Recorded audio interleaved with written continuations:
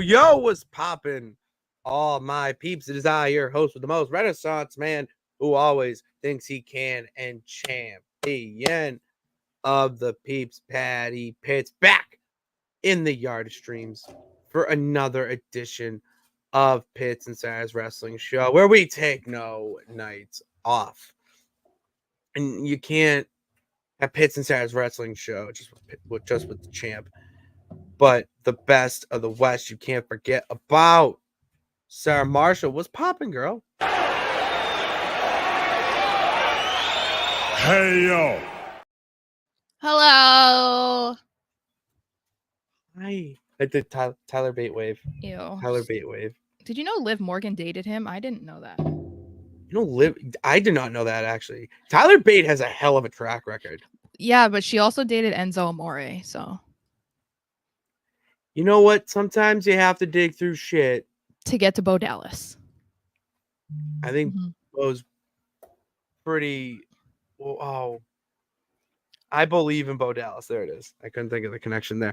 Didn't he say Bo leave? This is the bar. No, it's Bo. This is Bo leave too. Oh, interesting. I remember doing it to my friends, like when we were playing backyard football or something. And they're just like, shut up. Like, that's like, they would get so annoyed. I'm just like, Bo leave. Bo. I used to do that. And you're welcome. The Sandow, you're welcome. Yeah. I used to do that all the time. And it caught on because I used to do it with a chef at chef at the restaurant my dad ran and I worked at. And like when we like say like in conversation, if like, oh, hey, thanks. Hey, thanks for doing that. You're welcome. And then whatever. And it got to the point where I had friends that were working there too. And then they would do it to me. Like we'd end up doing it together. Like, so there's a little like wrestling in there. I'm like, okay, you guys like it. You guys don't, you like it. All right. Because it's cool again. And they're talking about it with me now. And, you know, we got WrestleMania coming up. Everyone's asking me about WrestleMania now, Sarah. They're asking you about WrestleMania, your thoughts on the X app. But yeah, it's a good time to be a wrestling fan right now. We're like 2 weeks out, not even. Yeah, and we're still looking to sell the tickets. So we're gonna find someone to do it. What did we have any luck with they were not interested? We haven't heard back. Have not heard back. Okay. So they're still available. There is someone who asked about selling one ticket. We'd prefer to sell them in pairs. So yeah, in pairs would be very helpful because they come in the two. I bought them in the two. So just find a buddy, you know, buddy system for Mania. Buddy system for Mania is going to be a must. Like, yeah, I was thinking about it and like sports games or whatever. But I think this is bigger than just like your average like NFL game. Yeah. Oopsie. Where am I going? Where am I? Different crowd. Yeah, definitely. Crowd. Like I'm very excited for it. All right. Oh, well, let's get some comments here before we get into everyone's favorite segment of the week. What's up, Nathaniel? Thanks for the tweet earlier. David, yo was good. I don't know, Nathaniel. I don't know if it was match of the year. It was up there. It was phenomenal. It was really good, but match of the year, like it did its job. Everything I said in the tweet is pretty much it. How do I feel? Do I feel bad for Christian Cage? Kind of. I only feel bad because that man took it. You know what? Because that's gonna be. I already figured it out. Where to save that and talk about that more because we got to introduce our first segment of the show. Lemon, be a rosebud. Don't be a lemon, Sarah. Be a rosebud. It is our lemon and rosebuds of the week. Lemons being the least favorite, rosebuds being the best. I've been royal rambling here, Sarah. So why don't you tell me your favorite thing you saw this week in wrestling? We've already talked about it at length, so I don't really have to, but I mean Becky Lynch versus Nia Jax. Great match. I said it on Tuesday, and I'll say it again. I really feel like Becky is like in her 2014, 2015 Seth Rollins era where really everything she's doing is just so good. Oh, you know what I would say? Okay, this you can swap. yeah, no, it's still Becky. So I think it's from her book. Let me see if I can find it because I want to see the exact thing. So people obviously have already read snippets and stuff of her book, or they're teasing it, whatever. And I saw this one part that I really liked because I think a lot of people they had a lot to say about when Becky had come back and she essentially squashed Bianca in 2 seconds for the title, and people were really mad about it, and they were taking it out on Becky specifically and trying to say that she was abusing her power or whatever. And so I was like, you know what? Okay, so I can't find the post, but someone I got it. You have it here. You sent it in. okay. Did I send it to you in a message? Yes, you Okay. did. All right, I'll get it then. Yes, it's under I see it. the I found okay. it. I found it. Yeah, so it's in her book, and she says that after she squashed Bianca, that she went backstage and saw Bianca crying and feeling like her momentum had been killed, which I think a lot of people felt that way. So I understood to a certain extent, obviously, why people were upset about it. I'm not mad. I don't blame them at all. But she passed it off for being happy for her. So Becky reassured her that she'd do right by her, and her goal was to make sure that Bianca had her moment, and she gave it back to her at WrestleMania 38. So she confirms in the book that it was not her decision about squashing Bianca. That was a Vince decision, and that she had no say. She couldn't change it. So and I think that the way that she made it up to Bianca kind of goes under the radar a bit, so I think that it was pretty cool that she talks about it in her book. And obviously there's probably going to be more details there than what that snippet of a tweet says. But I think that it kind of just gives you a new perspective on people, because I think a lot of the time the top people in the company get a reputation amongst the fans, even if it's not accurate, because even I'll say John Cena earned a reputation where he even talks about it in promos, oh, he has that golden shovel, he's burying another talent, he's always pulling strings and blah blah blah. And it's that wasn't true most of the time. And it wasn't. And even Becky, even though she's at the top of her game, she's at the top of the women's division, she had no say in how she came back and what she did and taking the title off Bianca and whatever. But then she made it a point to be like, okay, I don't like how that went down, so I'm going to make sure that Bianca has the biggest moment ever. And the fact that she wanted to make sure she did it at a WrestleMania, that's pretty incredible to me. Yeah, it says a lot about Becky and her character, and being a team player, and that it's not all about Becky. And I think that's something that people who aren't the biggest fans of her, they tend to say that online.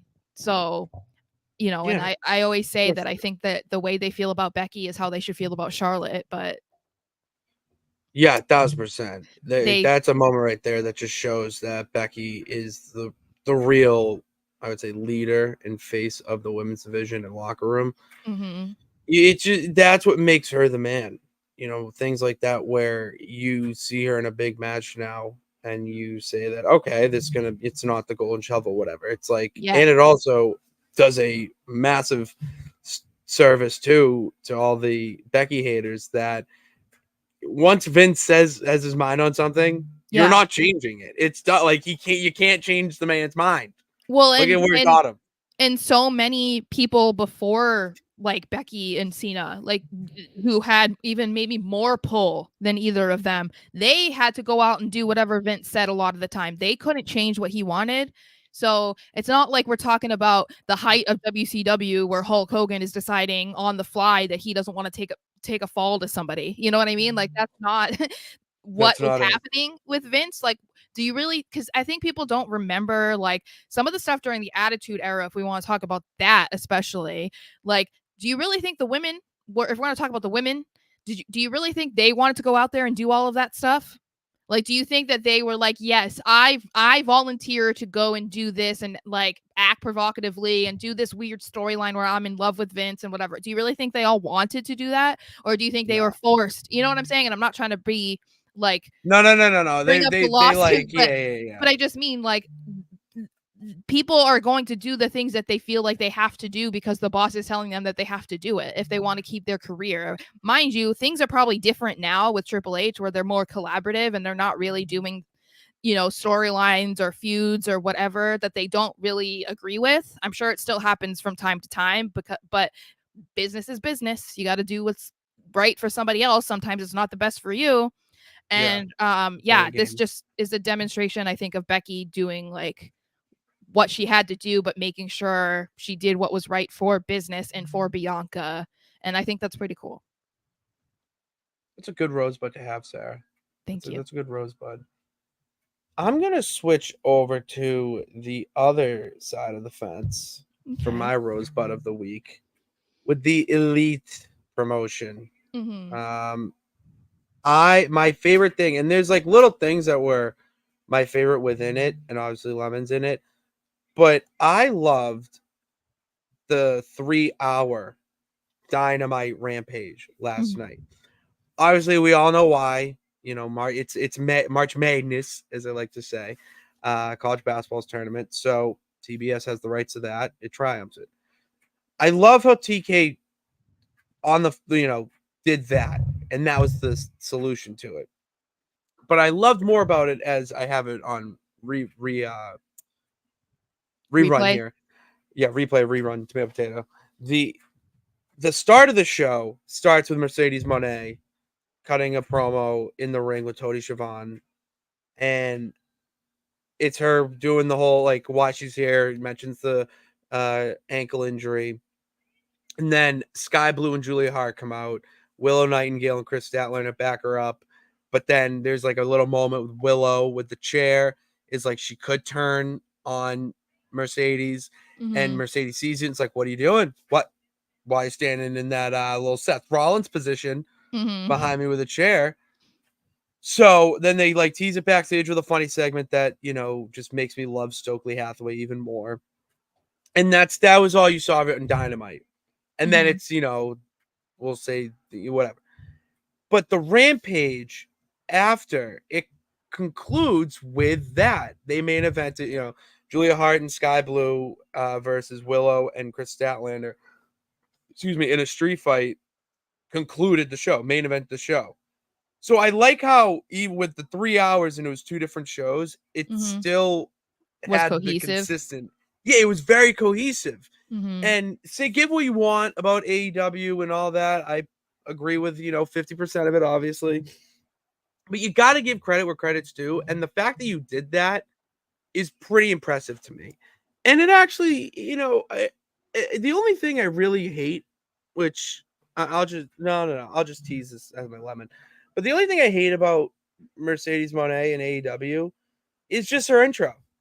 Everything else is like, she's great. I love her. She's one of my favorite when she was in WWE. I loved her run in New Japan, the short lived it was. And I like her here, and I think she'll thrive here. I just hate the theme, the entrance theme. It's like, I hate the for CEO. Like, I want her to have a song that the beat just makes you, or the chorus or something, makes you go CEO, CEO. And like, look at Edge's theme. It seemed just a song, but he had the entire arena singing it last night. Well, you could do like Trick Williams. People just do whoop that trick on their own. It's like, that's not all it is like a loud beat, like it's a heavy bass and people just go with it. So I think that makes sense. I think that's something that I miss about WWE, and specifically is the super identifiable themes, and I think we've talked about it a little bit. I don't know if it's as big of an issue in AEW, but I understand that they don't work with certain people anymore, and now they have Def Rebel in, so it's going to be like an adjustment. But I do miss, like when it's John Cena, You know, like when you hear that, or Kurt Angle or anybody like Vince McMahon, like we don't need to, you know what I'm saying? But it's just like that the beginning, but it's like everyone, they all had identifiable Triple themes H. that you didn't hear have to, that like, riff, you know, because like it's time to right play the now game. you have to like stare at the Tron to be like, who the hell is this, for the most part, and it's like that's not fun. No, So I mean, this is also a lemon. It is I'll just no. just do it. It's fine. Well, I'll just continue into it because we're still talking about it. I have a few lemons. It's the Creed Brothers intro. Okay, I Yeah. hate that Yes. so much. Like, Yeah. it's insane. It's so bad, and I actually don't want to. If it was anyone else, I would not take them serious. I would not, Yeah. but because it's the Creed brothers and I know who they are, Yeah. because I'm educated and watch NXT, I go, you know what? They'll get it. They're gonna get their song. They'll get their moment. I look past it. I'm not the casual fan. Yeah. You are clearly, we're not the casual fans.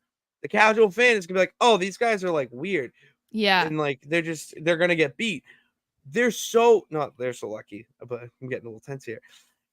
It's fortunate that they are so gifted and talented in the ring that you just kind of forget it, unless you're on the topic of theme songs or you hear it of some sorts. Yeah, because I think I saw someone who put together a thread on Twitter of like some of the better Def Rebel songs, and they definitely have some good ones, but I think the bad ones are so bad. Like there's not really a middle ground. They're either like phenomenal or they're really, really bad. And so it's like the ones that are really, really bad, those ones need to change because, yeah, the Creed Brothers is bad.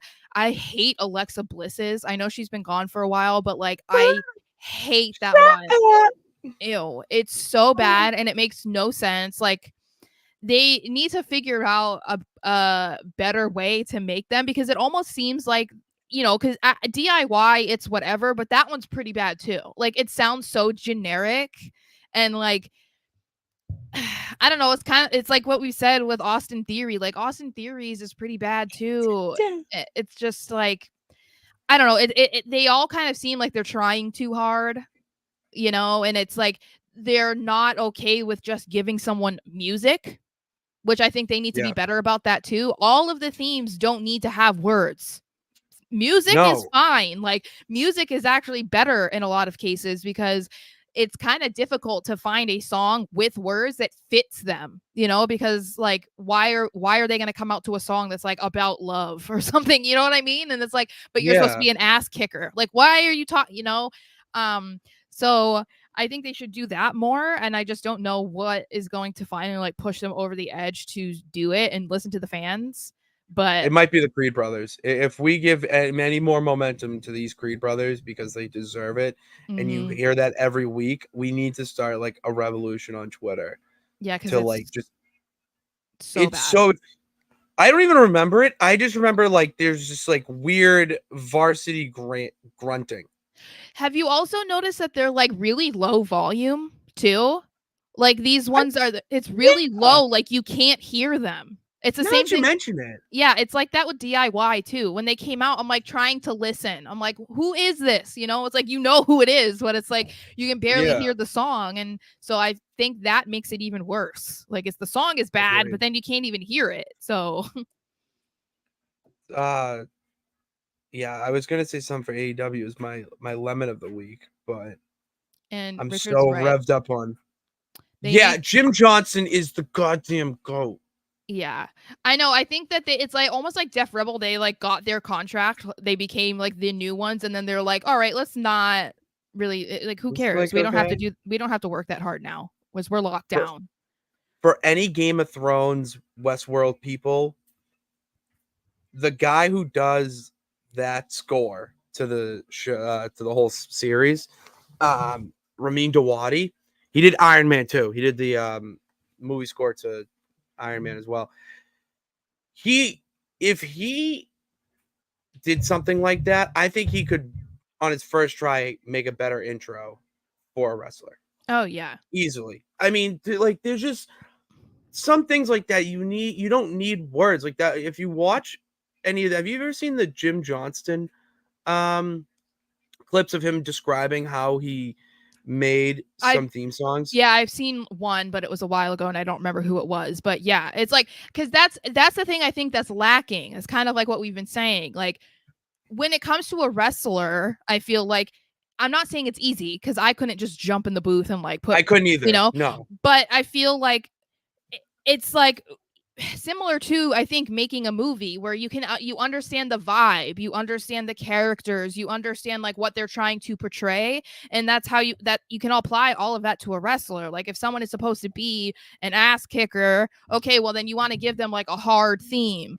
you know, or if someone like Tiffany Stratton, she's supposed to just be like pretty and girly and pink and like ah ha ha ha, you know, that's an easy way, like you know what that sounds like. So I just think Yeah. it's just too generic. Like I feel like they just didn't know what do these guys do? Like how should they come out? It's like it shouldn't be that hard, I feel like.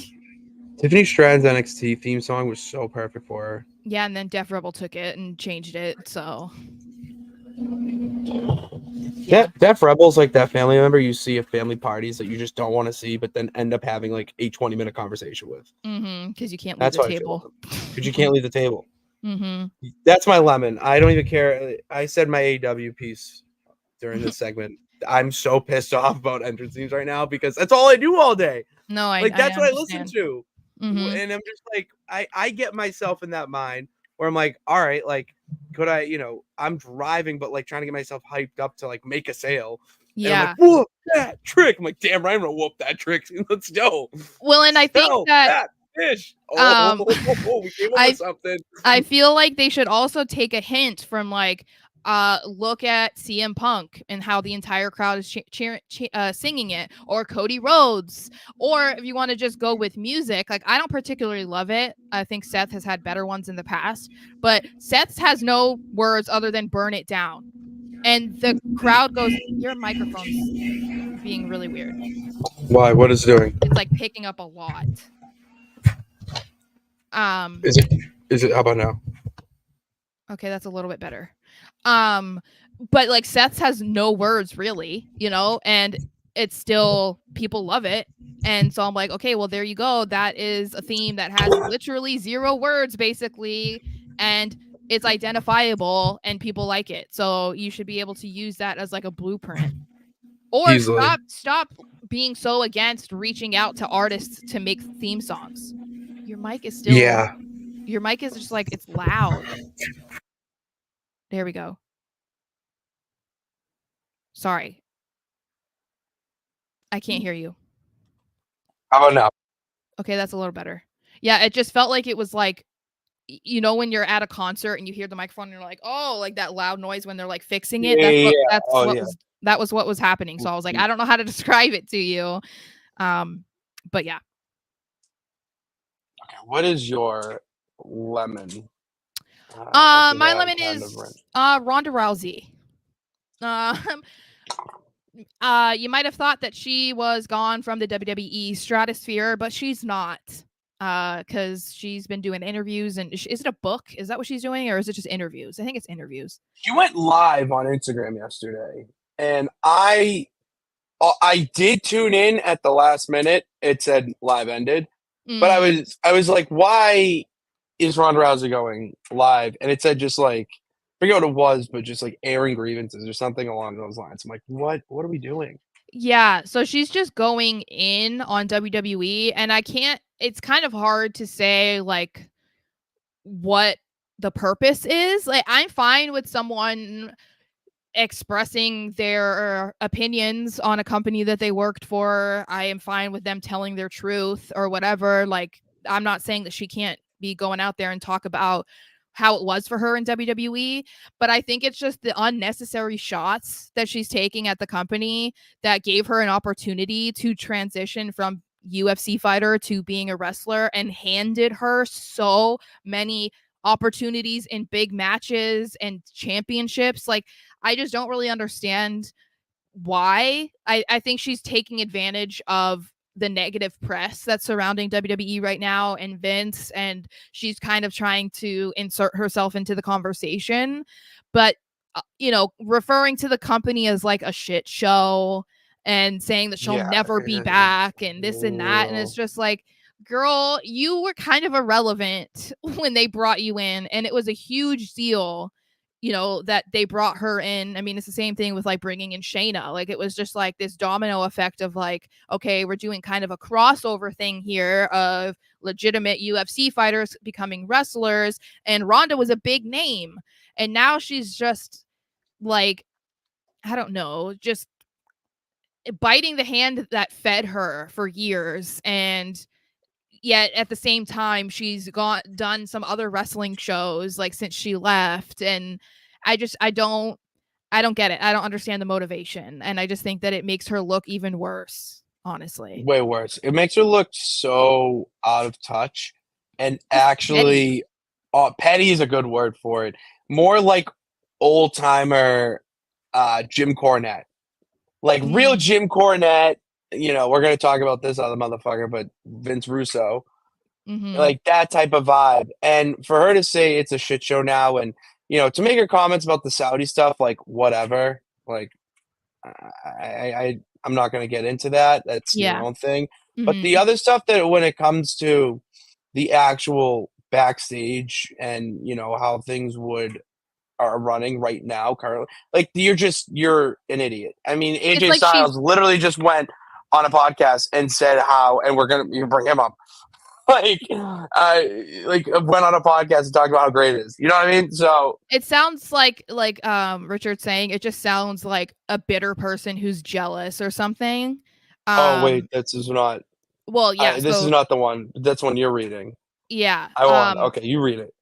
So he said Ronda went through Vince's crazy booking and tearing up scripts before shows. Maybe she meant that was the shit show, not currently the current backstage regime. And that's fine. That's why I'm saying, like, if she wants to speak on that part, then that's fine. But we also know that Triple H was heavily involved in how they booked Ronda, because he was like the big reason why she came. And so what I was referring to, Richard saying, was that she's giving like Ryback energy. There it is. That's what we're referring to. Comments. And that's big Ryback. It feels like to me that's what it is. She's just mad that she's like I think it's like her run is over and she lost the support of the fans, and I think she's like taking her anger out now. But if she could just self-reflect and see why the fans turned on her, then I don't think she'd be as upset. Because can you be bothered that the people that once cheered for you and couldn't wait and like were chanting holy shit, when you came out, that they're now booing you? Yeah, I can't imagine that that's ever really easy to get used to, especially being a big name in the UFC where everyone loved her. Everyone loved him. It's like your lack of effort in the craft of professional wrestling is what resulted in people turning on you. It wasn't for really anything else. It was because everyone could tell that you did not care. You didn't care about improving. You didn't care about doing anything. And she just doesn't want to like admit that part. And it's everybody else's fault, So I just think it's just convenient timing. But yeah, I think that she probably could have gone about it a different way. And I mean, that's just not who she is. But I just didn't like it. I don't think that many people really take her words as gospel anyway, but it was trending on Twitter yesterday. So don't you want to just punch Ryback like once? Like if it was a carnival game where it was like literally eat me alive. So no, like I don't even care. Like I just like he has such a punchable face. See, like I don't like him, but I feel like there's other people that annoy me more. Like I could do that if there was a carnival game for like Nikki Bella, then yeah, I would do it. But like that was the person I was thinking that you would pick. Yeah. We get that KK. All right, what's popping? Sarah, it's time to we talked about our favorite and least favorite things of the week. Now let's talk about what's actually going on in the wrestling universe. Let me see if there's any comments. Crom Knuckles here. Sarah, hello. All right, he's my frenemy. My frenemy. You guys bitter rivals. We're frenemies. Yeah. I love it. I love it. Damon, hello to Hello. you as well. And then yeah, these are more comments about what we already talked about. So let's just get like kind of right into it. We'll go in order. I kind of like this. I kind of like this order. We were going to talk about this last episode, but we just ran out of time. We were having a whole great show, long show on Tuesday. We didn't really get to talk about this because at the end of Raw, Rhea Ripley did come out, and her and Becky did the stare down to end the show, and it was the first. It was a planting of a seed to get us a little bit more excited. Maybe Mhm. watering the grass, watering the flowers a little bit. Like I'm excited for it because of the matchup, but the substance with the feud, I could just give or take, and not because I think it's bad. It's been fine, but there hasn't been that moment where like, all right, here we go. Like, all right, now she, shot her around the world type of, feeling. And I'm kind of conflicted because we've talked a lot about the buildup for Rhea and Charlotte and how bad that was. And I think part of it was because sometimes a feud where it's like we respect each other and Charlotte is like, "Oh, I just was your mentor," and Rhea just like wants to be me. It's like that's not really like an interesting enough story to get people behind. So then the fact that they were doing that mostly and it took until literally like a week or two before Mania for them to actually brawl and make it feel like there actually was some hatred there or something, that was when it got interesting. But I think as slow as the build up between Becky and Rhea has been, I still feel like there's more to their feud and their story than Charlotte and Rhea last year, because this has been going on for like a couple months. Even before Becky won the Royal Rumble, they had teased it multiple times of her facing Rhea over the past year. So I feel like, okay, that feels more substantive than like what we saw last year. And now we're going to Mhm. get the final 2 episodes of Raw until Mania, leading to Mania, as like when they're probably going to just put the whipped cream on the ice cream. You know what I mean? And Mhm. then the Yeah. cherry will be their match. But we're finally going to get, what interactions, brawling, something, because now Becky doesn't have to deal with Liv, doesn't have to deal with Nia. Her focus is strictly on Rhea now. And I think part of the something that people aren't really considering either is that Rhea hasn't been super active on the roster, like on Raw, really at all since Elimination Chamber. So that's going to hinder Becky too, because they're going to be like, okay, well, Mhm. Becky's fine. We need to give her something to do for the next 6 weeks. And Mhm. so I don't know what the reason is for Rhea, but I feel like they've done a better job, even if it is only like this much better than last year. I feel like there's more depth to this than what they did for the women's title last year. Oh yeah, it's already a better feud than last year, even with the Liv Morgan and Nia Jax added into it. It's what I want to see is Rhea talk about how Becky she needs to beat Becky. We need that aggression out of Rhea. That's not just this mommy energy. We need her to want to kick the kick the man off, the first place platform and Mhm. off the throne, because that's what Rhea needs to solidify this title reign.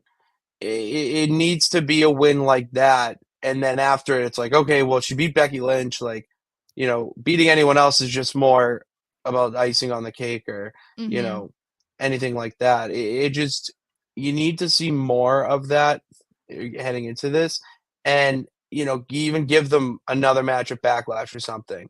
Mhm. But give them some sort of feud, because this has been years in the making. If fans been wanting to see this for so long, that you need it, like, milk it for what it's worth. Yeah. I think that would be a good way for Rhea to go about it the next 2 weeks. Instead of it being for mostly what she's been saying to Becky is like, "Oh, you really think you can beat me? Ha ha ha, that's funny." And it's like that's fine, but that's what she's been saying to like everybody that's come her way. Yeah. So I think that if she shifted a little bit and making it, okay, you think you're the number 1 girl on Raw, you think this is your women's division, like this is mine and I will prove it to you by retaining my championship at WrestleMania, and then it'll finally be the Rhea Ripley show, blah, blah, blah, blah. Like, she should go in that direction.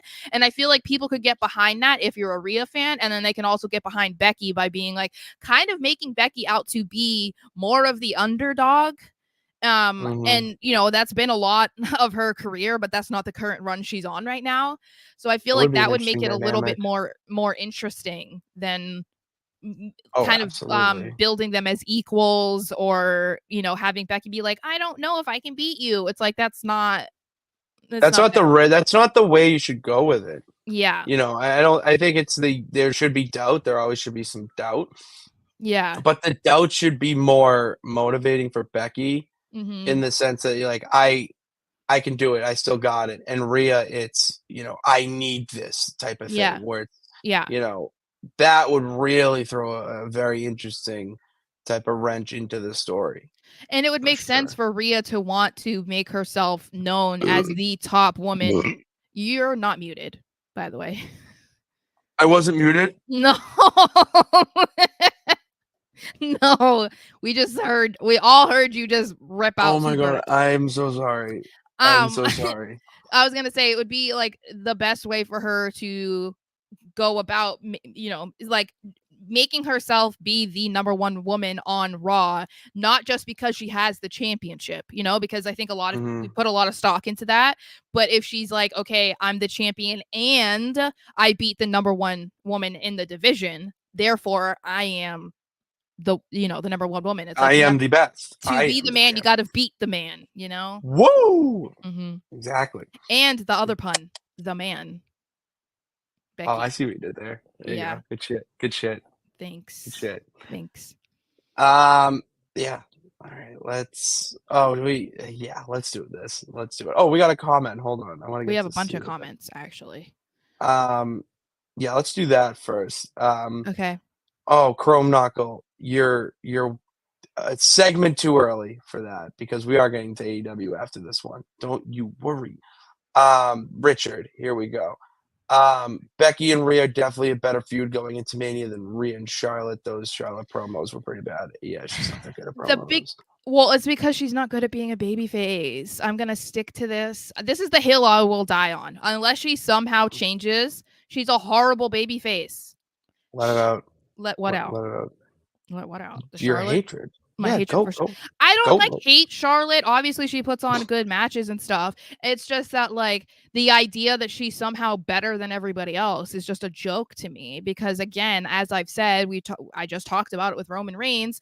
To me, you can't be considered the best if you're not a well-rounded WWE superstar. If you can't be a successful babyface and a successful heel, you're good in the ring and you're good on the mic, then you're not the greatest. Like, I mean, and it's not even like, I'm not even saying that, you know, because there's some people in the history of WWE who weren't that great on the mic specifically. I'm not saying that completely negates them, but no one is sitting here and saying Rey Mysterio is the greatest WWE superstar of all time. So, like, you know, because Rey's never been great on the mic. No one is saying that he's better than John Cena, Hulk Hogan, Andre the Giant. Like, no one's saying that. But like, to act like Charlotte is the greatest women's wrestler to ever walk through the doors in WWE, that's a joke. Like, you can't say that when she can't even cut a good enough promo as a babyface, especially. That doesn't make you cringe. So that's my 2 cents. Or my 10 feel cents. better? I don't know. Feel better getting that out? Feel better getting that out? It is what it is. Yeah, it's whatever. No. Your mic's not muted. No. But see, Chrome Knuckle doesn't like he doesn't like Becky, but I think Becky. I don't think it's I think it's a race. I think it's like Becky Lynch. Becky Lynch is better than Charlotte. This is the thing. I think Charlotte? Yeah, I think she's better than Charlotte. Charlotte is athletic. Charlotte has those big spots, and she really relies on them. That's the thing, is you think she's better because she does a backflip off the top rope. Congratulations. Becky doesn't moonsaults. Whatever. Becky doesn't have to do that kind of stuff. And I think the thing is I think Becky's more of a technical wrestler, and that's because of where she trained. She trained in Ireland. Like, they're a lot different in Europe than they are at the Performance Center or NXT. Yeah. So that's where Charlotte learned. Asuka.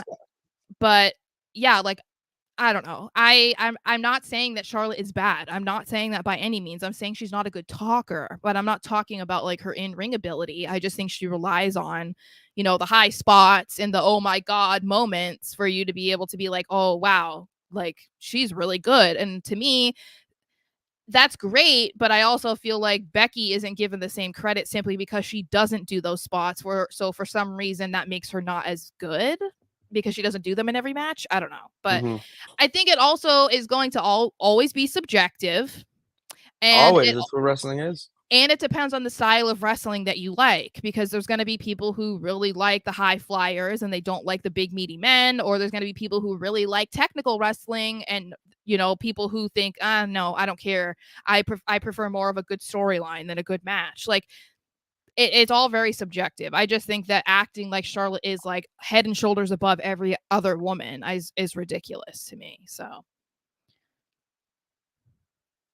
Damn right, Mr. Anderson. okay. Don't you forget it. And don't you forget it. Okay. Actually, it's Jillian. How dare you? I know you want me. You can take your eyes away from me. I'm the hottest things in sliced bread. And then I forget the rest. That's all you need to know, because that's where I'm laughing so hard that I'm like, I don't just even background noise. That. Let's go to this. I want to talk about this as Okada wins the Continental Classic Championship on my screen, and that whole match and the whole show, incredible. I already talked about. Pac came out. Neville, for all you WWE peeps. One thing that this entire broadcast did was it was different. It seemed very sports based and not the sports entertainment.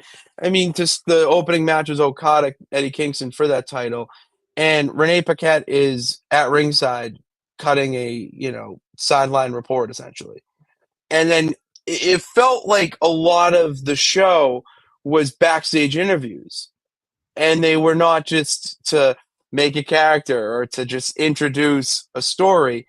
They were like legit interviews where these guys cut promos like the old days. Mm-hmm. It seems like AEW is going in that direction. I had this kind of a epiphany like that last night when I was watching, is that it seems like AEW is trying to go more in that sports combat-based realm, where WWE is going more in the cinematic type realm. I feel like that's kind of how AEW started. That was the way that they were trying to differentiate themselves, I think, from WWE to begin with. They wanted to bring in some of the top wrestlers that people are obsessed with in the indies, or the people that, felt like they didn't get a real shot in WWE, but look at how good they are. It felt very much like wrestling focused more so than the entertainment. And I think the entertainment in WWE became the focus, especially through the 2010s. And so, yeah, I wouldn't be surprised if they go back to that. And I think you have to have a balance. Obviously, that's why professional wrestling is considered sports entertainment and not just sports.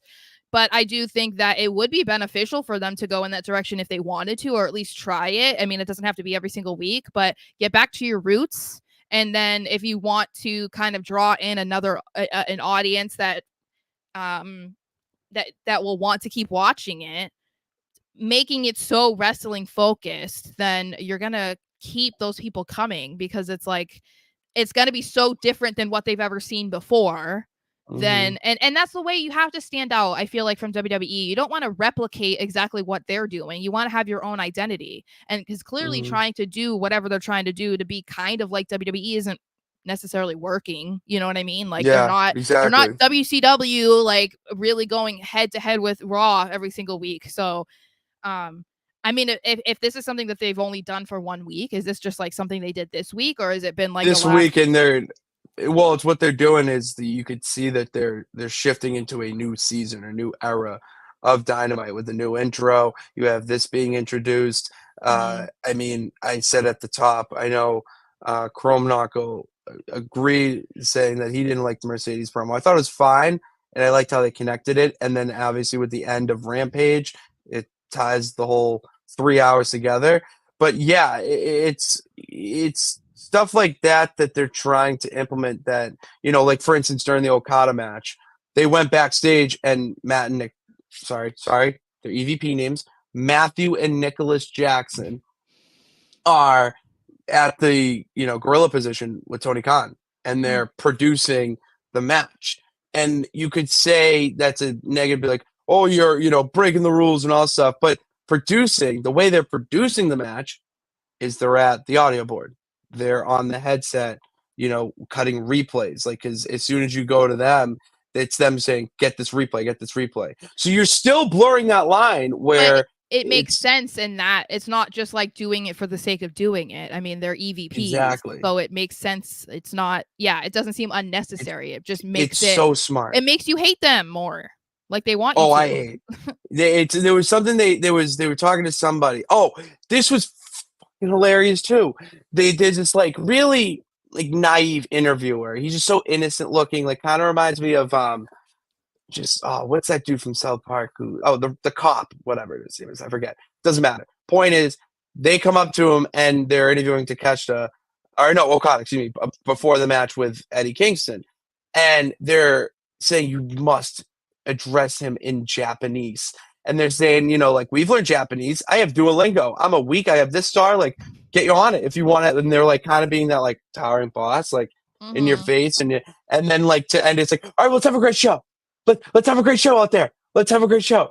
Like, that's a perfect role for them, especially with the whole elite thing and Okada, because you wanted to bring in the hottest free agent, and they did. Like, there's so many things that they could be doing, and a lot of people are going to see the similarities between WCW. It's like, well, they're going down this way. No, they're doing it in an intelligent way where you're still interested, and it's still blurring the line to the point where it's making it entertaining. It's not just like over your head, like it's going in with the times.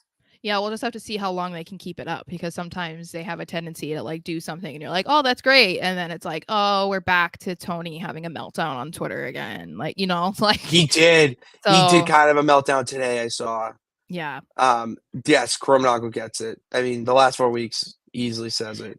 I think I feel like he's taking a hit at WWE with that, acting like there's not good wrestling in WWE. If that's your assertion, then I disagree with that. No, I would say more storytelling.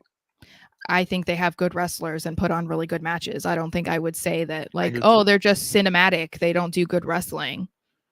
I'm not saying that they would be considered better wrestling than AEW. I can't speak on that because I don't watch AEW to know, but I still don't think that I would relegate them to only being like cinematic and not like a foundation of wrestling. They're different. They're different brand. I like it. I would believe AEW is not trying to be WWE anymore if they stop bringing them up. Until then, I'm not. Someone didn't. I did see. They said the other promotion. Still, we don't need to keep doing it every single week. We don't. Stat is definitely turning heel show. Yeah, no, I see Willow. Who's Chronoga said Willow might be turning heel. I don't know. I could see whoever turns heel, that's where Stokely's going to go, and then they're going to be the next big star. Because Stokely Hathaway definitely should be a manager of a champion. He's hilarious. He's so good on Twitter too. Great follow. He tries to push my buttons so much, I swear. 0 wrestling in the last 4 weeks. Okay. I'm not taking a hit at WWE. It's just facts in wrestling. Well, WWE for the last 4 weeks, 0. Well, they're building up for the kind of the. It's not 0 wrestling. It's not 0. But if you're asked for why is it more storytelling, it's they're kind of building up to their Super Bowl pay-per-view. There's going to be a lot more storytelling. Well, like watch it. Becky versus Nia. Are we really going to pretend like Becky versus Liv? The tag team match, DIY Creeds. You had why am I blanking on one? There was a really good one. Alpha Academy, New Day. Are you talking about the other tag matches? No, I was going to say Gunther and we faced last. Was it Dom? Because that was good. Oh yeah. You weren't muted. No way. You were not muted. Am I muted? No. That's weird. That's okay. I'll start using this. I'm so sorry. You've been hitting I wonder if mute you're button not on my- using your mic. Maybe you're using your computer audio. That may be the case, Sarah. Yeah, I am. You know what? Let's let it ride. Okay, now that I know that, okay, cool. Hook 'em. All right. Wow, that sucks. All right. That's all right. So where are we going now? Let me go to the next bana. Um, you know what? We'll stay with this, and then I'll go to the Vince Russo one next. Keith Lee. There's been someone said, I forget what Twitter account was, like just a WWE fan Twitter account, asking what our thoughts be about Keith Lee returning to WWE because he has been used in AEW. There's been an undisclosed injury. He even made a comment about it. He couldn't take part in the Big Meaty Challenge or whatever the friggin' match was called. So there's a lot of speculation there. Which is also and paying homage to WWE. It is. Anyone who says meaty men, you're talking about Big E. Big E. Big meaty men slapping meat. Yeah. So Dijak, that's another GOAT Twitter account to follow if you're a wrestling fan, hands down. He responded with the Roman Reigns, our tribal chief, and saying, I'm interested. They put on banger matches in NXT. Keith Lee's wife is here. She's in the OC. There is no I would OC. like to see it. It's no more For OC. now, they're going to get back together, Sarah. All right. Every great band gets back together. Look at the Stones. So I don't know if Keith Lee will be a free agent in order for him to want to come back to WWE. I think he'd be more apt to now, given who's in charge now and who isn't in charge anymore. But I don't know that he should use his wife as a reference. Like, I don't think that she's going to be like, you got to come back because I'm having such a good career. You know what I mean? It's not like, she's I can at the promise bottom right now. Yeah, and part of that might just be because of her age also. Like, she's not a spring chicken, and I'm not saying she's old, but I'm just meaning like they tend to not want to use, like look at Natalia, like they don't put them in these like active storylines all the time. And I think that it is because they're trying to focus on the younger people who are the stars now. So I would like to see more Michin, but I don't know that she would be like, yes, Keith, you should come back. I think if he did come back, NXT is the way to go. Bring him back. He was a big name in NXT before he was like completely swallowed on the main roster because obviously Vince did not like him. But yeah, this could be another situation where a guy left WWE thinking that AEW was going to be the problem solver, and it ended up not. And so he makes his way back. I really would not be surprised if that were to happen, but I just don't know. I feel like this is more talk and speculation than anything rooted in. Oh, like, we're facts. we're having a show. Yeah, we're having a show. Yeah, like, this is let's just not. Yeah.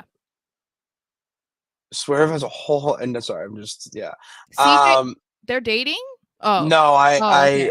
I'm gonna fact check that after we get off because if that is, that would be so wild. The person below him said no, that he's not dating. They just divorced, so it Rusev, Miro, Yeah. whatever his name is, and CJ Perry divorced. I saw something that said he moved back to Bulgaria. Is that true? Sometimes you gotta go home But I feel like that's intense. Like, that's intense to be like, okay, I'm done wrestling. I'm now divorced. I'm going back to my country. Like, I just feels intense. That feels, I don't know. They had a very hot and steamy and whatever relationship that it was. I think it may be a good thing for him to go to Bulgaria. Might be a good thing. Vince Russo lacks human emotion. And what do I mean by that?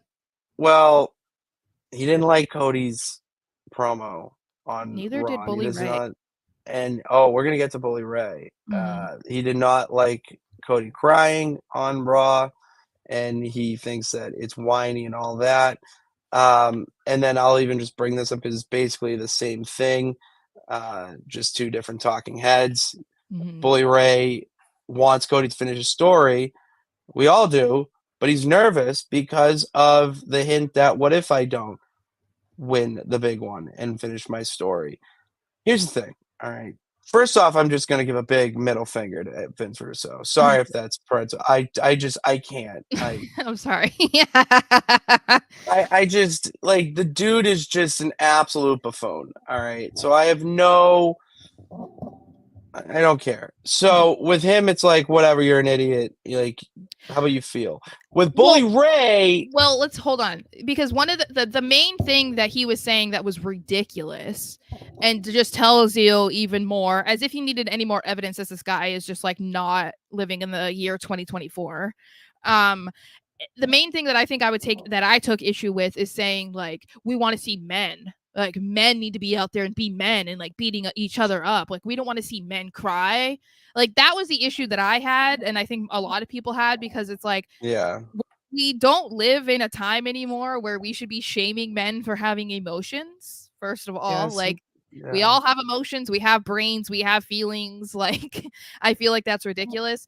And I understand why some people might be like, okay, Cody's crying again, but I also think that there are plenty of reasons to be understanding of it. And I think it's not even just because he's not just crying because it's like, oh my God, he's such a crybaby, right?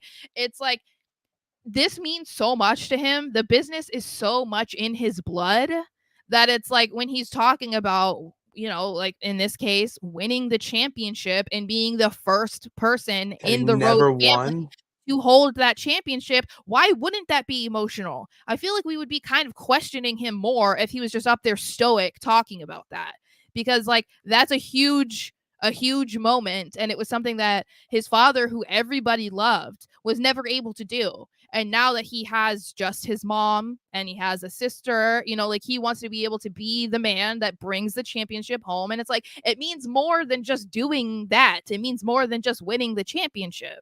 So I feel the idea that like his masculinity or something is in question because he gets teary talking about his mom and his wife. Like, I think that's weird. It's such a weird mindset to have. It's bizarre behavior. Yeah. It's just you need a hug, Vince Russo. All right, you need a hug. And Bully Ray, I love a lot of your comments actually on Busted Open. I really do.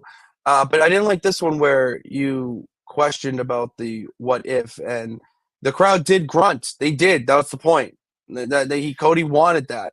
The point that he made by that is he's trying to instill that doubt into the fans so that it's not as predictable. And it actually is like, oh, he said it. Oh, if he's saying it.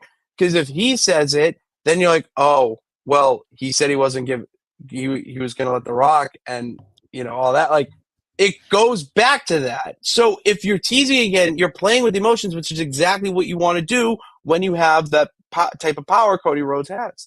Well, and last year, that's how he was approaching the match. I'm going to win. I'm going to beat you. I'm going to end your iconic reign. That's how he went about it against Roman last year. So the reason why he's doubting himself this year is because look what happened last year. If he came in there this year saying, I'm going to beat you, I know I'm going to walk out Mania champion, blah, blah, blah, blah, we'd all be like, dude, you said that last year and you left without anything. You know what? Oh. So to me, like I think that people would have more of an issue with him saying that every single week. Plus we have the added element of him and Rollins versus Rock and Roman. And so he knows, okay, well, if we beat them, then I'm going to have a better chance at winning the title. But if we lose, then the cards are stacked against me again. And look how they did that to me last year. Like we'd be sitting here roasting him, or not us, but people would be roasting him for acting super confident, given just a year ago he lost, like in the same circumstance. So like I understand what Bully is saying to, like he wants to hear Cody be confident, but I feel like there's a time and place for that, and I don't know that it's necessary right now because of like, this isn't his first matchup against Roman. I think if it were, we would embrace it just like we did last year. This year, I don't think that same confidence makes sense. It doesn't. I couldn't have said it better myself. We need to relax. We need to relax about it. Like it's playing into our hands. All right. So I did that. AJ Styles wants you to come to WWE. And I'm gonna bring up this quote because I did like this. He went on an interview recently and talked about the new regime in WWE and how Mhm. things are so different. And wait, let me get the quotes here. And he said, "I wish more guys who I think would do well in WWE, who may have been afraid as far as past things that have happened with Vince being there. I wish they would understand in WWE understand that WWE is in this for the long run." Sal said, "We're talking about 10 years on Netflix, possibly 20. That's a long time. We're not going anywhere." He's so right. And that's one issue I take with the, AEW signings and whatnot, and everyone going like, that's the big money. They're not thinking of, the longevity. And AJ Styles brings that up about the longevity that, you can have your cake and eat it too. Like, this is not the crazy ripping scripts up hours before showtime. This Mhm. is, a collaborative effort, and the guy running it actually wants to get the most out of every superstar there, even if the most is just sitting on the sidelines and watching, because your number's going to get called at some point, and he knows it, and you just never know what that is. But they're preparing you, and they're just the best at preparing you too for the spotlight. Yeah, I think obviously what he's saying is a huge compliment to the changes that they've made, and I think that's why a lot of people have been hesitant to go to WWE because things were run the same for so long, and if Vince didn't like you, then they're like, what were you We're even done. doing there? And I think that there are some things that AJ isn't thinking about, because there have been people who came from AEW or were re-signed after being fired by Vince, and they haven't done anything. We could say like Emma, and even Karrion Kross has had some questionable things. So it's Very like, questionable. um, I understand saying, because I do think there are people who are either in AEW, TNA, in the indies, whatever, that would thrive in WWE right now under Triple H. But I think that I can understand that why they might be a little hesitant, because it's not even like, oh, you're looking at what happened 3 years ago. You can look at some things that are happening right now with some of the people who aren't Roman Reigns, Cody Rhodes, Seth Rollins, and how they're not on TV every week, or they're few and far between in matches and storylines and whatever. So it's like, if I really went there, is it going to be any different for me than if I signed with Vince? So Mhm. I'd be curious to know like who he's talking about specifically. I know we won't know, but because he said like, I think there are people that would be like great fits here and would do really well, I'm kind of like, AJ, who are you talking about? I'm just curious. Like, I mean, this one is one. I like that. AJ versus Osprey would yeah, be Chrome a Knuckle would not want Osprey in WWE. All of his comments are anti WWE. yeah, but So this Osprey he versus likes what Seth he likes. Rollins, Osprey versus Finn Balor, Osprey versus AJ Shinsuke Styles. Nakamura. AJ Styles versus Jay White. Jay White would slap here. That I Mm, think Jay White would do well under the I Triple H regime. I really do. I think they could do some Bullet Club type shit. Yeah, that's what we were saying when we were originally were hoping he was coming here. The Well, Bullet Club consistent. We're should have been right. a thing. Oh my gosh, that's the version of Finn Balor that I want to see. Judgment Day Finn Balor is great because I'm like, finally they brought out the heel character in him. But oh my god, I need him to go full Bullet Club Finn, like Prince Devitt, please. I want Prince Devitt. That would be incredible. Oh my god. And you already have like some founding members there to begin with. And they have Tama Tonga coming too, so it's like you can add him in there. Yeah, I mean AJ and Finn. And then Hello. Shinsuke. Oh, that'd be awesome. Oh, what's up, Almighty A? How you Hello. doing? Rollins is re-signing with WWE. I'm not even entertaining that.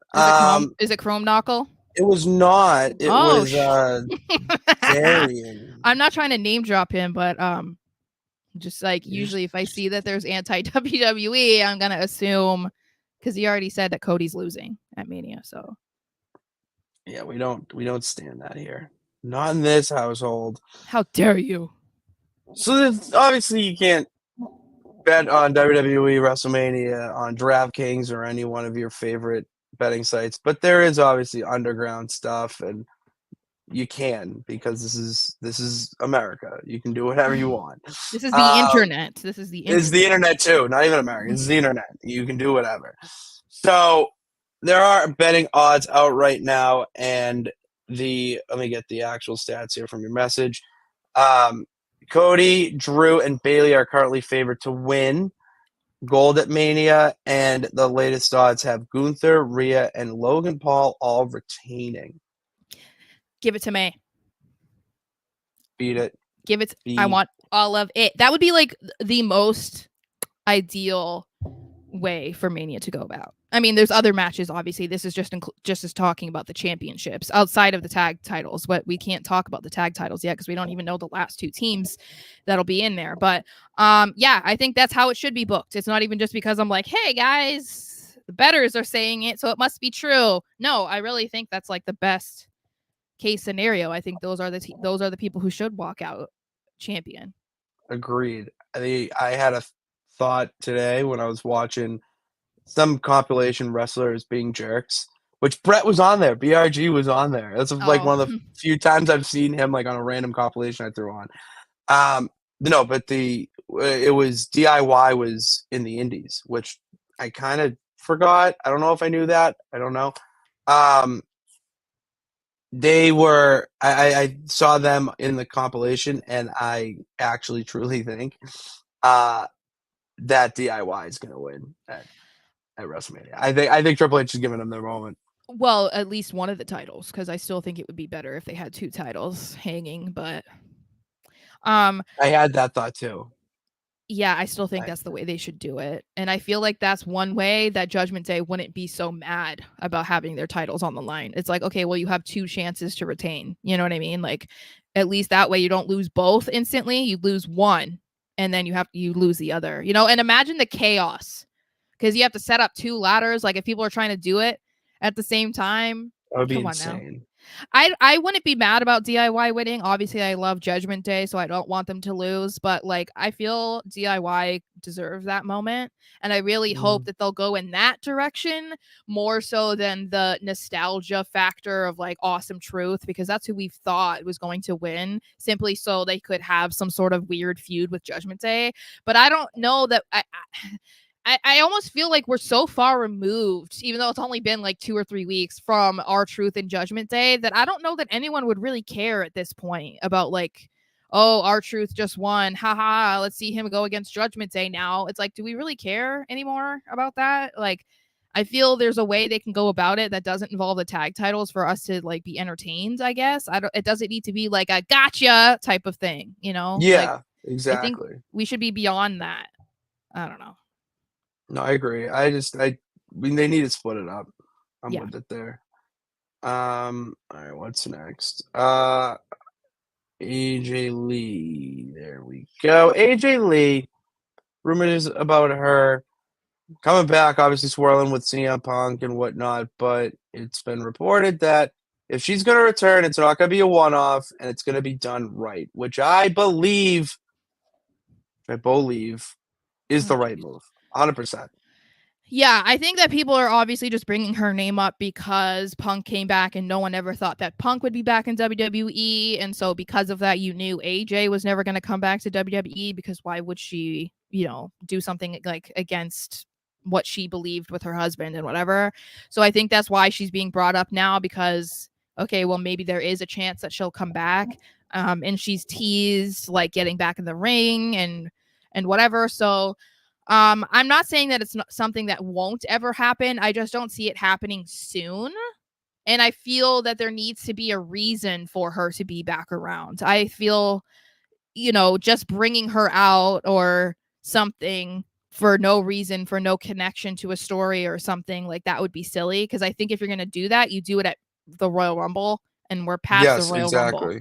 So if they're going to do it this year, which everybody is seeming to want, it would have to make sense. And we're not at a point where that makes any sense. So Yeah, they were saying like they all love her, they would love to see her return, but it is not something that they're like actively discussing. And I mean, given the fact that WrestleMania is less than 3 weeks away, yeah, of course they're not thinking about AJ coming back. No, I don't care. I guess a way they could do it is if like, and I'm not saying this is what should happen. Like the easiest way I could think about it is if they somehow did another feud where it's like Miz and Maurice versus like a married couple, but it's like that's so lame. That's so lame, right? That's so lame. And I also don't always love including real life couples on screen. I don't love that all the time because I just think it's kind of corny. Like, if it's organic, then sure. But I mean, even like Seth and Becky were kind of like shoved down our throat. It's like I saw people saying earlier, like, could we Corbin and Lacey? They were together? No, that was the tag team. It's like it was that's just like weird. Corey Graves and Carmella like making out. It's just like, okay, we get it, you're married, like we don't care. Like I saw someone in the comments saying like, what if we saw Andrade and Charlotte like versus I would know, I'd like that. I'd like that, but what I'm saying is I don't love that type of thing just because, well, they're married, so let's do it. Like I just feel like we don't need to do that all the time, like WWE isn't supposed to be real life, so we don't always need to have like the legitimate couples performing together because we know they're married. Like if it doesn't make sense, then it doesn't make sense. So agreed. I agree with that. I would like to see Andrade and Charlotte though. No, absolutely not. Absolutely not. They would be when she's talked about him before, it's just weird. I don't want to listen to her talk about how he's her Latino heat and stuff. Like I don't need to hear that Mi again. amor. No. Just don't. Not into it. Mi amor. I don't know. No. I would. Whatever. Okay, fair. I saw someone. Hold on. Where's the comment? I want to get to this. Not that one. Main event Fro. What's up? What's popping? I can see it's on the way. It's. I mean, Roxanne Perez is like firecracker. I'm fine with that. Also, because her influence is literally AJ. Like she is, I wouldn't say that she's like copying her, but she is only she's like 22 years old or something crazy. So she grew up watching AJ, so it's just going to be like anyone else. Like people say it about LA Knight, he literally grew up watching the Attitude Era, so yeah, he adapted a lot of that type of character and the mannerisms and stuff like that. So it's the same thing with Roxanne, and I'm fine with it because I think she fits it perfectly anyway. It's not like they're trying to mold her into being the new AJ. She came in like that already, so that's fine with me. Yeah, like whatever. And her and Cora, like it's like two AJs in one, and then boom, you have an instant rivalry throughout their entire career from NXT to like the main boom. Mm-hmm. Influence. It's incredible. It really is what influence can do. Did you see Nikita Lyons tore her ACL again? Yeah, Is it the same one or the other one? No, but apparently it was kayfabe that she tore the ACL. Are you sure? The first time. I think she had an injury and they said she tore her ACL and it was kayfabe. It's karma. It was like another type of it's like karma. They were like, you don't pretend an injury. I don't know. I saw someone say kayfabe. I don't think she like tore it twice. I don't know. No. What I'm saying is it the same one that they're claiming she tore, or is it the other one? I haven't heard that. I haven't heard that. I don't know. Well, someone in the comments. I mean, I'm not saying I don't care about injuries, but I'm just not a Nikita fan, so that's why I'm like, oh, that sucks. Like, yeah, she's been off television for so long. Now she's saying she hopes to be back by Halloween. I was like, good luck. If you tore your ACL, you're not coming back in 7 months. Like, stop. Only 7 months. She said she hopes to be back by October, and I'm saying no. That's 7 months away. She's not coming back in 7 months. I didn't think it was 7 months. That's just wild to me. Yeah, it's March. We're in the third month. Math. October's the 10th month. Yep. Yeah. There we go. Good. Yeah, let me get this out of the way. Well, it wasn't completely cut, but yeah. But it just... You didn't read it. I think this is a perfect... I did read it, yeah. Oh, okay. I was going to introduce it. Okay, go ahead. I was going to introduce what we're talking. Okay. So, John Cena I was alluding it back to your point, okay, about how just because you are, John Cena or Becky Lynch, it doesn't matter in the eyes of Vince. He's Vince McMahon. And because of that, you could have your match cut for time. And it happened at WrestleMania 25 because of Shawn Michaels and The Undertaker, who, if we want to put this on like a scale, like who has more leverage, Shawn Michaels and Undertaker have a little bit more pull than John Cena, even at that time, and even still now. Especially Undertaker. I mean, that viral gif of Vince crying is from him talking about The Undertaker. So yeah, they were legitimately like thick as thieves, and he was his right hand man, and so many people respected The Undertaker to the point where like Vince even knew that. So the point, like, he's gonna give him the time. I'm wrong, but I'll get to the. I actually have it up. Do I? No, I got rid of it. Why did I get rid of it? I wanted to read it. Shoot, where is it? I have the link. You sent it. We're getting there. Or not. Can't find it. This makes for great. Oh, here we go. Here we go.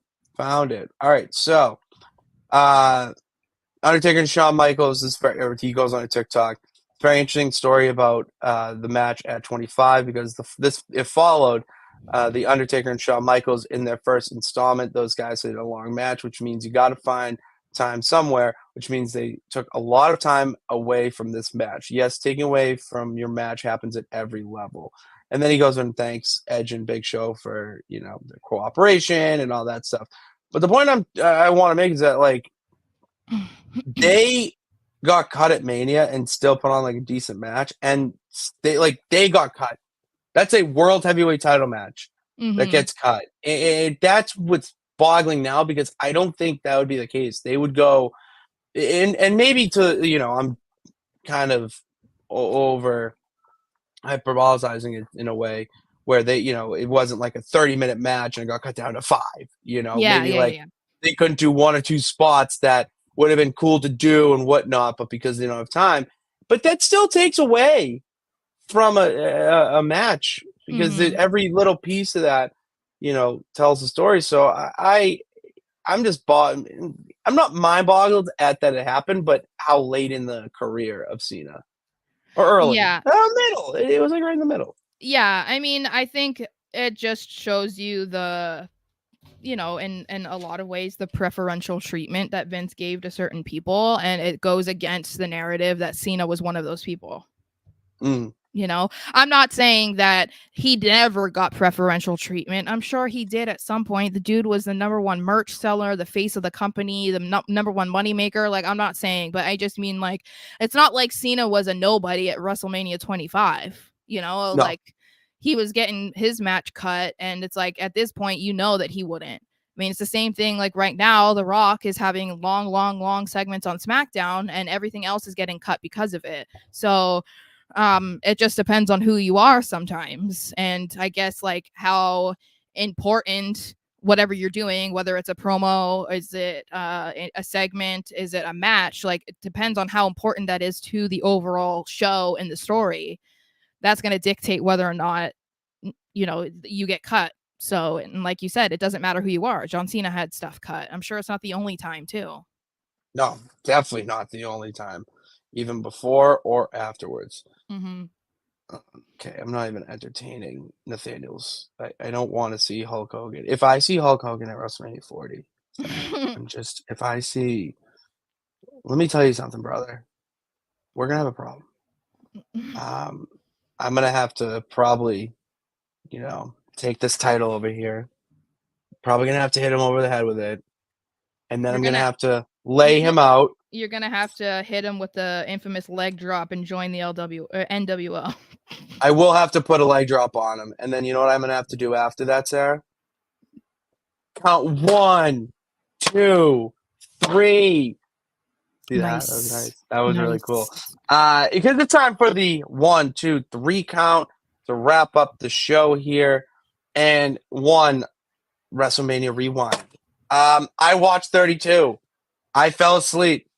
Okay, I fell asleep right before the women's match, which kind of sucks. That was a good match. one of the few on the card. But this WrestleMania was terrible. Like I was looking at the names. I even watched a review about it.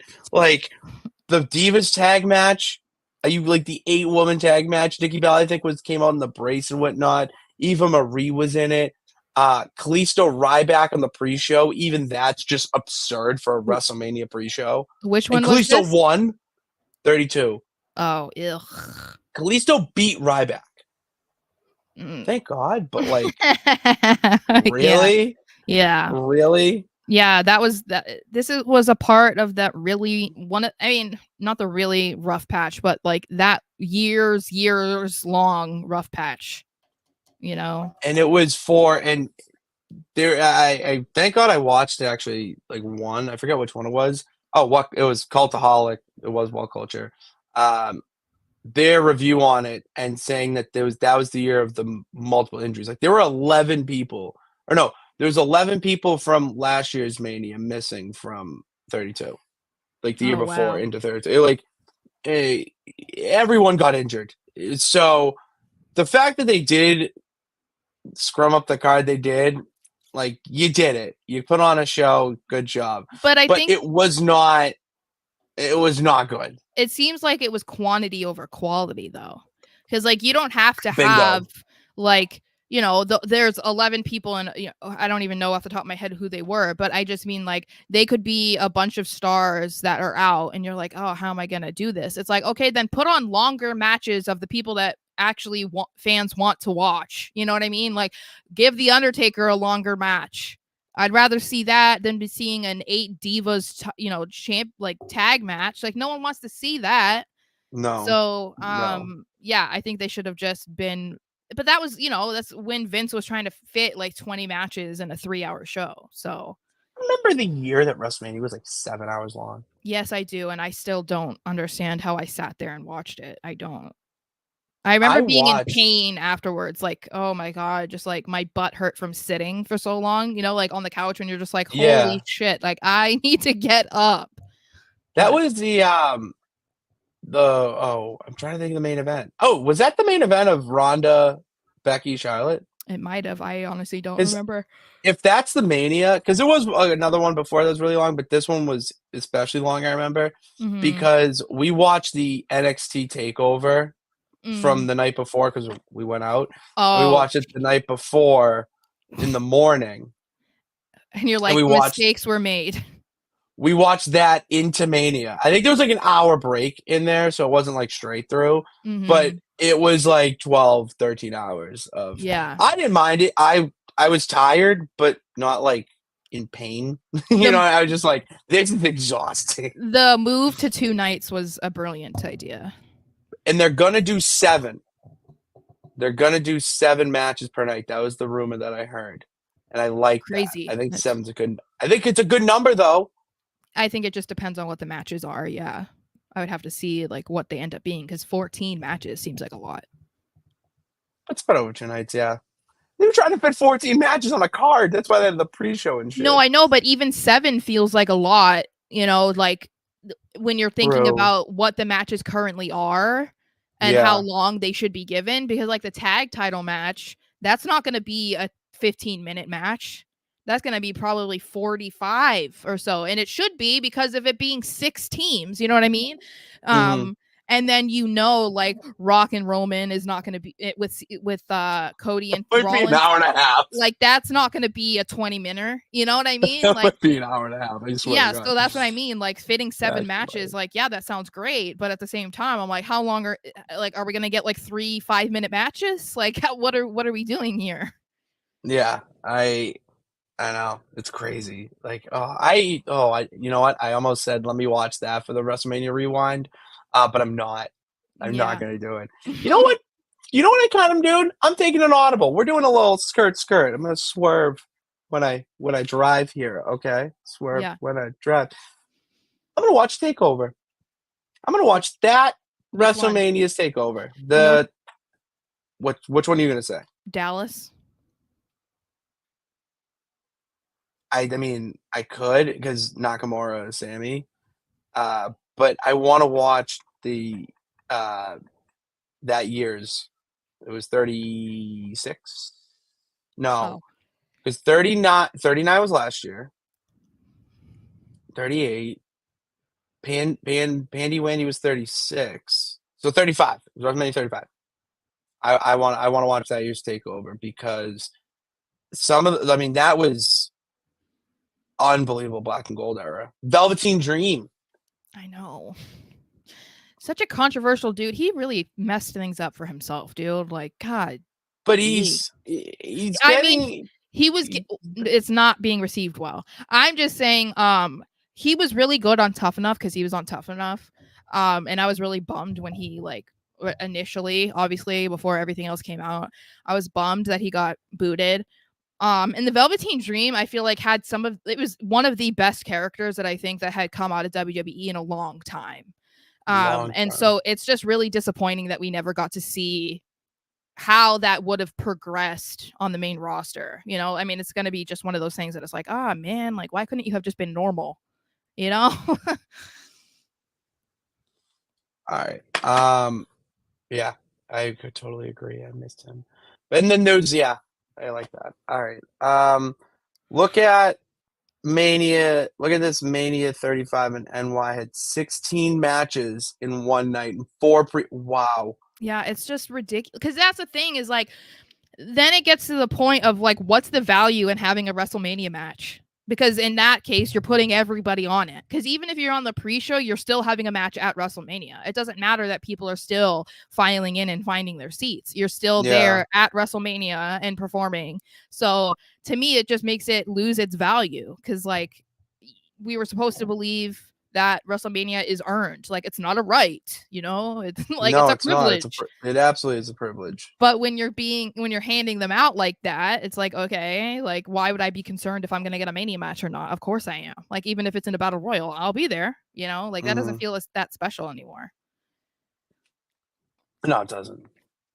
I want it doesn't. It really doesn't. Oh, what's up, Vinny? You're joining late.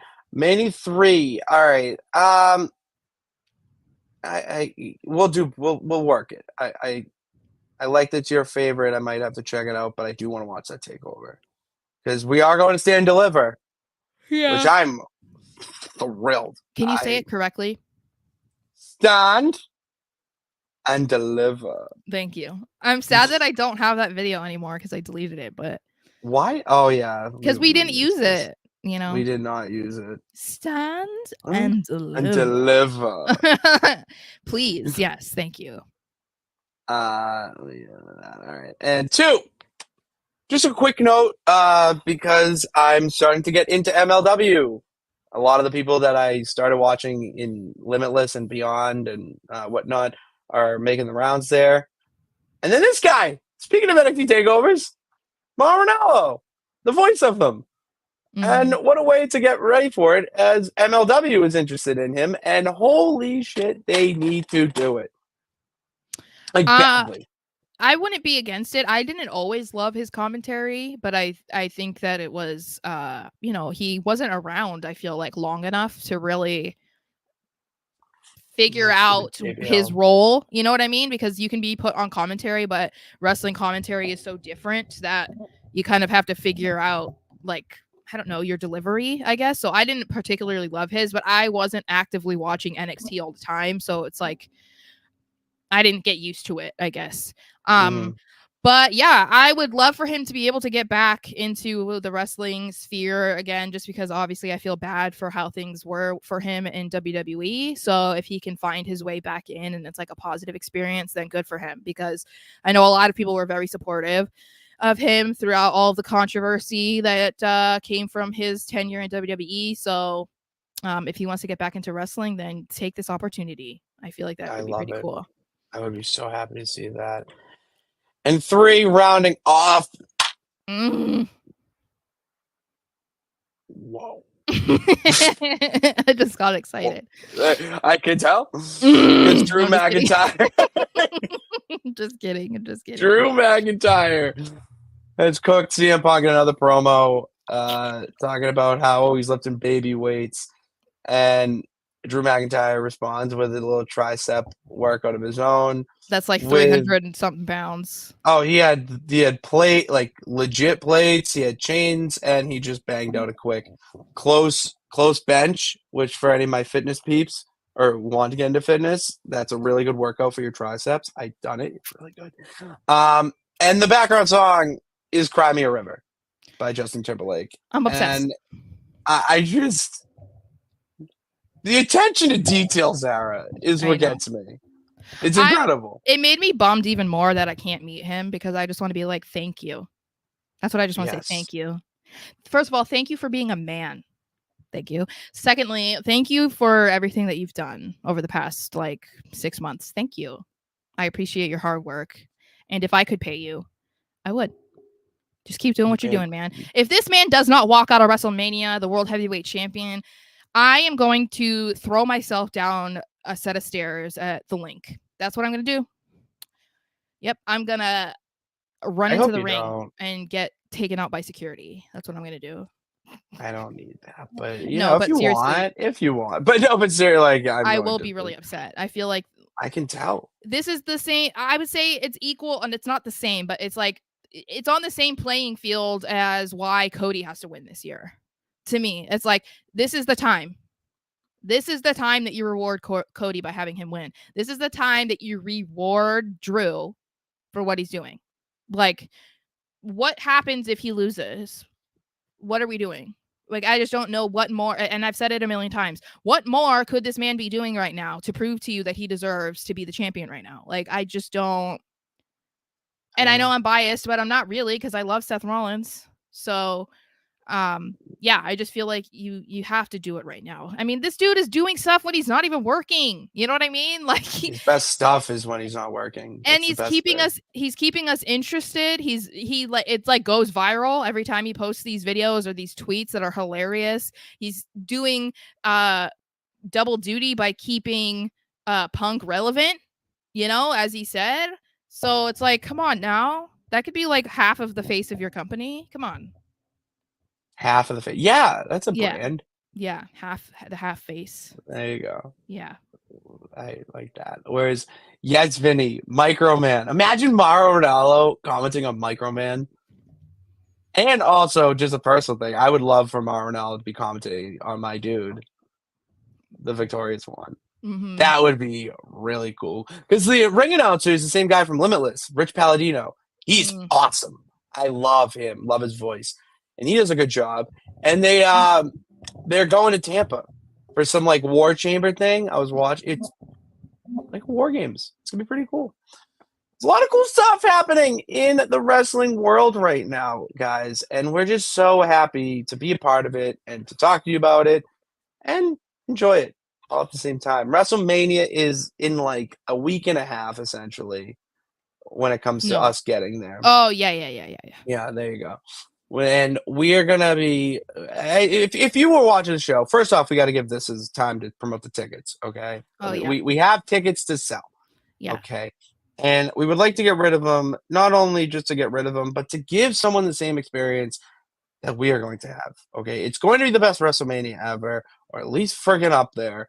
Why not go and be at a WrestleMania that is going to be a pivotal show that launches us into a new era? Why wouldn't you want to be there for that? I did just get a message back. He can't. The guy has to pass on there. Okay, well, passing. There you go. He's got to pass. So that means that these tickets are up for grabs. Section 224, row 24, seats 25 and 26. Those are night 2's tickets. And then night 1, I could just go into the app too. I have it right here. Let me just do it. Oh, then you just do it then. Okay. So night 1 is section 229, row 18, seats 19 and 20. Night 2 is section 224, row 24, seats 25 and 26. And we're trying to get rid of them. So they're the best price that you can get from any ticket reseller right now. Literally. And we just want people to be able to go. We're trying to make up most of our money if we can. If we don't, it's fine. But we really just want people to be able to go and experience WrestleMania as well. The seats are not with us, because I saw someone ask us that. The seats are not with us. They were the original tickets that we bought so that we could make sure that we were going to WrestleMania. And since then, I was able to get a salaried job, so I could afford to pay more money to get upgraded seats, and that's what we did. So these are seats that we were going to sit in. They're not the best, but you're there, and that was what we were just trying to accomplish. So if you're interested, please reach out. I know I did have one message. I'll have to get back to him that wanted me to sell a single tonight too. We'd really prefer to sell them in pairs. In pairs. So and again, we're basically asking for $200 a ticket. You really can't you can't get any cheaper than that right now. So if you know anybody, if you want them, or if you know anybody, you know someone who knows somebody who knows somebody, please let us know. Because it's crunch time. So Crunch time. Make it happen. Make your dreams come true.